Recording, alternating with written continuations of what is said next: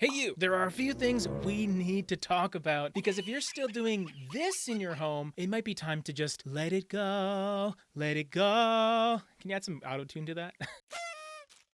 Let it go, let it go. I like it. Today we're calling out 5 outdated interior design trends that were everywhere for the last decade. I'm not saying your house has to be trendy, but you also don't want it to be completely stuck in the past. Let's get into the video. Number 1, we gotta start with modern farmhouse overload. Remember when everything had shiplap and black metal light fixtures? Yeah, so does everyone else. I bet you have a bunch of neighbors that have the exact same aesthetics right now on your street. This modern farmhouse look had a massive moment thanks to Fixer Upper, but the overly rustic signs, the faux barn doors that don't belong there, and the gray washed woods are starting to feel like a time capsule to me. Instead, soften the look with organic modern elements. Think those natural textures, muted tones, and fewer literal farm references, please. You can still have warmth without making your home feel like a Pinterest board from 2016. Number 2, fluted everything. We get it. Fluting had a moment, those wood panel boards, but when every piece of furniture, kitchen island, every accent wall starts to look like a corrugated tube, it's too much. What started as a subtle nod to craftsmanship is now borderline TikTok core. It's a detail that was meant to elevate a space, but it's becoming so overused, it's starting to look very gimmicky. So instead, use fluting as a subtle accent, not the star of the show. Or explore other textures like lime wash, handmade tiles, or subtle reading to add depth in a more original way. Number 3, overly matching furniture sets. This is one I talk about a little bit. That bedroom set with matching headboard, nightstands, dresser, mirror, it's a one-way ticket to Blandville. Matchy-matchy furniture screams big box store, not curated design. It flattens the room and leaves no room for contrast and interest. So instead, mix up your materials and your silhouettes. Balance wood tones, add an antique or an unexpected piece. A space should feel collected, not purchased with one click on Wayfair, although I do like Wayfair.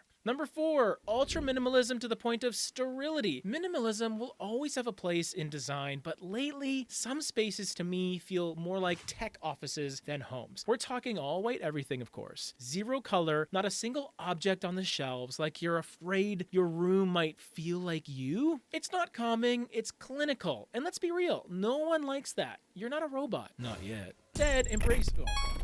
AI is coming. Here's what you do instead. Embrace warm minimalism. Just a small change. Keep things clean and curated, but layer in natural textures, personal touches, and organic shapes. Minimal can still feel human. Number 5, over-designed kitchens. This is a big one for me. Two-tone cabinets, waterfall countertops, statement lighting, open shelves, brass accents, and a bold backsplash. Sounds like a nightmare. Doing everything all at once is visually exhausting. The goal isn't to check every trend off a list, it's to create a kitchen that feels timeless and effortless. So instead, what I would recommend is choose 1 or 2 standout features in your kitchen and then let the rest breathe. A beautiful countertop doesn't need 12 other things competing for attention. And I learned this the hard way when I had to get rid of my beautiful accent backsplash because my countertops were coming in. It was just too many elements. So, did I call out something in your home? No shade. Just evolution. Design is meant to reflect you, but it should also grow with you. The goal isn't to chase trends, but to let go of the ones that are quietly aging your space. Which of these are you guilty of? Drop a